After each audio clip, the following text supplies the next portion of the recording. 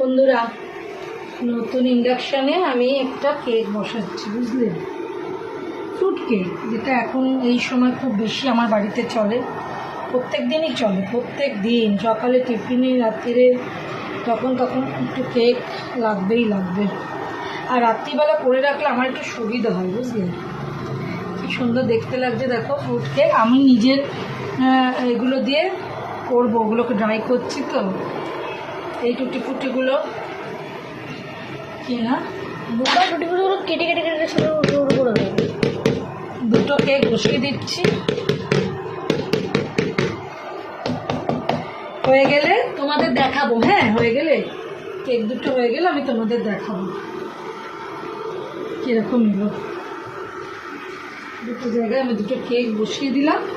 এবার আমি ঢাকা দিয়ে আমি অন্যান্য কাজ করবো। এই নিজের মনে হয়ে যাবে আমার কেক দুটো।